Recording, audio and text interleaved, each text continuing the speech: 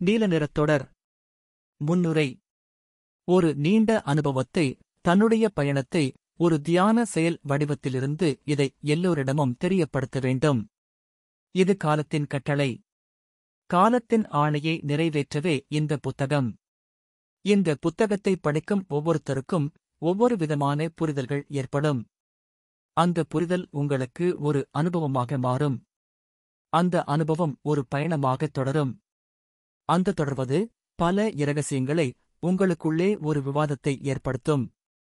அந்த விவாதம் இந்த உலகம் உருவானதைப் பற்றி, அதை ஊடுருவி, அதற்கு உள்ளே நாமா, இல்லை அதற்கு வெளியிலே நாமா, அதை தெளிவுபடுத்த இந்த புத்தக எழுத்து தொடர்கள் உங்களுக்கு உதவியாக இருக்கும். உள்ளே செல்வோம். அரண்மனை தொடர். தமிழகத்தில் உலகம் பெயர் சொல்லும் நிறைய ராஜாக்கள் இருந்திருக்கிறார்கள்.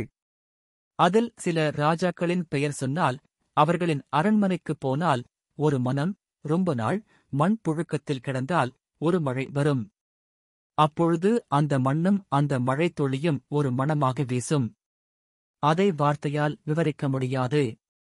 அதேபோலதான் இராமநாதபுரத்திலிருக்கின்ற அந்த சமஸ்தானம் எமக்கு. அது இப்பொழுது தொல்லியல் துறை கட்டுப்பாட்டில் இருக்கிறது. நான் எப்பொழுது போனாலும் அது என் கட்டுப்பாட்டிற்குள் வந்துவிடும். அதிகாரம் இல்லை, அங்கிருக்கும் உண்மையான ஜீவன், உயர் சக்திகள் அந்த அரண்மனையில் பேரதிசயம். தியானம் விதப்பது போல், வானில் கரைவது போல், களத்திலே நின்று போர் செய்வது போல் என்னை ஆழ்த்திவிடும். துல்லியமாக எம்முடைய முப்பிறப்பில் யாமே களப்பணி செய்த இடம். துரதிருஷ்டம், அது நான் தான் என்றும் எமக்கே தெரிந்தும் என்னால் சொல்ல முடியவில்லை. ஆனால் சொல்லாமல் இருப்பதிலும் ஒரு சுகம் இருக்கிறது. அவ்வளவு சக்தியை, எம் சக்தியை யாமே அவ்வப்போது போய் அள்ளிக் கொண்டு வருகிறோம்.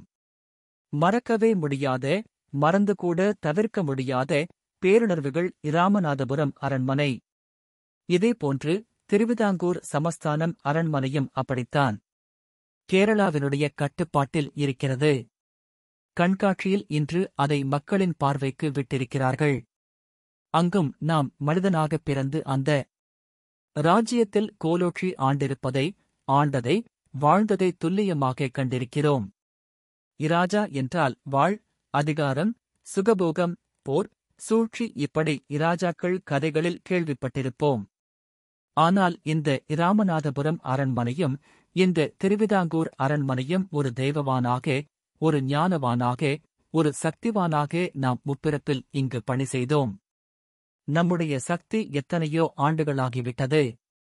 அந்த இராஜ்யத்தில் எத்தனையோ தலைமுறைகள் மாறிவிட்டது. அந்த அரண்மனையின் தோற்றமே மாறிப்போனது. ஆனால் அந்த சக்தி மட்டும் மாறாமல் அப்படியே இருக்கிறது. பெரிய வியப்பையும் ஆச்சரியத்தையும் ஏற்படுத்தும். இராமநாதபுரத்திலிருந்து உத்தரகோசமங்கைக்கும் இராமேஸ்வரத்திற்கும் அந்த அலைவரிசை செயல்படுகிறது. அதேபோல அந்த திருவிதாங்கூர் இடத்திலிருந்து திருவனந்தபுரம் அனந்த பத்மநாப சுவாமி கோயிலுக்கும் முக்கடல் கன்னியாகுமரிக்கும் அந்த அலைவரிசை செயல்படுகிறது. இப்படி பேர் ஆச்சரியத்தையும் ஈர்ப்பையும் ஏற்படுத்திய இடங்கள். நான் அடிக்கடி இந்த இடங்களுக்குச் சென்று வருவது உண்டு. இவ்வளவு விரிவாக வெளிப்படுத்தியதில்லை. ஆனால் இந்த புத்தகத்தில் வெளிப்படுத்த வேண்டிய காலம் உருவாக்கிக் கொடுத்திருக்கிறது. இதை படிப்பவர்களுக்கு வியப்போ ஆச்சரியமோ ஒன்றும் வரவேண்டாம். உயர்ந்த தியானம் பெற்றால் மட்டுமே ஒவ்வொரு தனி மனிதனுடைய முப்பிறப்பைப் பற்றி அறிய முடியும். தியானத்தில் ஒரு தனி மனிதன் நல்ல அலைவரிசையில் இருந்தால் அவன் சம்பந்தமாகவோ பிற சக்திகள் சம்பந்தமாகவோ அவனால் எளிதாக அறிந்துவிட முடியும். இது தியானத்திற்கென்றே உரிய செயல். எல்லா காலகட்டத்திலும் இந்த தியானம் உயர்ந்த செயலாகவே பார்க்கப்படுகிறது.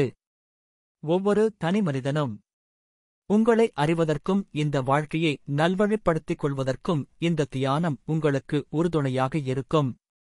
பயன்படுத்தாமல் விட்டுவிடாதீர்கள், பயனற்று போய்விடுவீர்கள். ஒரு குறிப்பு: காலம் வரும்போது சோழ நாட்டுத் தலைவன் இராஜராஜ சோழனையோ பாண்டிய நாட்டுத் தலைவனைப் பற்றியோ எனக்கு ரொம்ப நெருக்கமாக இருக்கக்கூடிய வீரசிவாஜியைப் பற்றியோ இன்னும் நிறைய குறிப்பிடும்படியாக அதிசயத்திற்குரிய உண்மைச் சம்பவங்களை அடுத்தடுத்த காலங்களில் வெளிப்படுத்துவோம். அதேபோன்று அமெரிக்காவிலிருந்து மண்டேலாவை பற்றியும் பேராச்சரியத்தையும் பேருண்மையையும் பேர் வியப்பையும் உச்சி முகரும் வண்ணத்தில் அதையும் வெளிப்படுத்துவோம். குறிப்பு: மண்டேலா தென்னாப்பிரிக்காவில் பிறந்திருந்தாலும் அமெரிக்காவைப் பற்றி படத்தில் இருக்கும் ஜோதி அவர்கள் குறிப்பிட்டதற்கு ஒரு காரணம் இருக்கிறது.